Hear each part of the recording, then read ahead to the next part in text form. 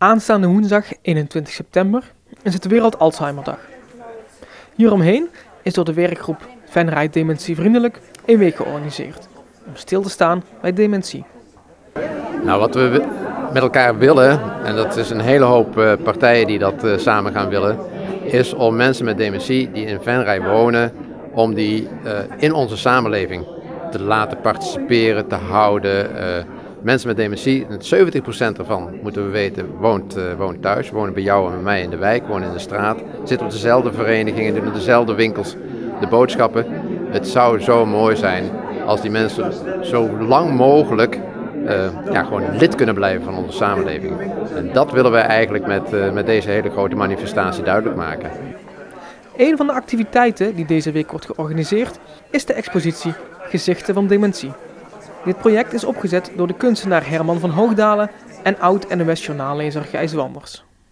Die hebben elkaar gevonden in dit project door middel van het feit dat Herman van Hoogdalen zelf te maken heeft gehad met zijn moeder die dementie had. Die verbleef in het verpleeghuis.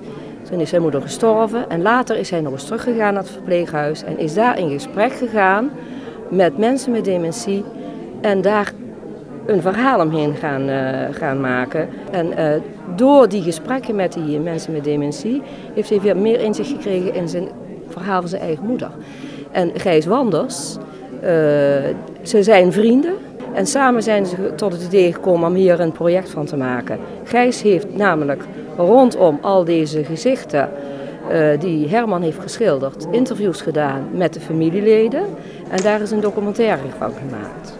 Terwijl ze bezig waren met dit project, Gijs Wanders zijn eigen vader ging dementeren en dat de 8e documentaire gaat over zijn eigen vader, waarin hij zijn eigen familie moest interviewen. Dus dat vind ik ook wel heel bijzonder aan dit hele project. In Venray zijn volgens voorzitter Mark Schapenonk zo'n 650 inwoners met dementie, die veelal thuis verzorgd worden. Mede door de hogere levensverwachtingen zal het aantal snel groeien. In de komende jaren zal dat aantal zeker gaan verdubbelen.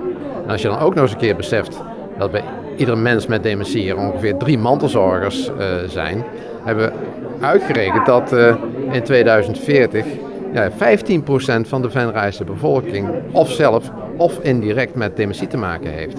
En dat is heel veel. Wat we vervolgens weten is dat met name mantelzorgers aangeven dat het sociaal isolement zo dreigend is en dat ze daar dus echt onder lijden. Dat heeft te maken met het feit dat mensen met dementie soms ander gedrag kunnen vertonen. Dat wij wel eens lastig kunnen begrijpen. En wat we dan doen is, we raken een beetje uit onze comfortzone. Hè? En dan lopen we er liever een beetje omheen als dat we echt de ontmoeting aangaan.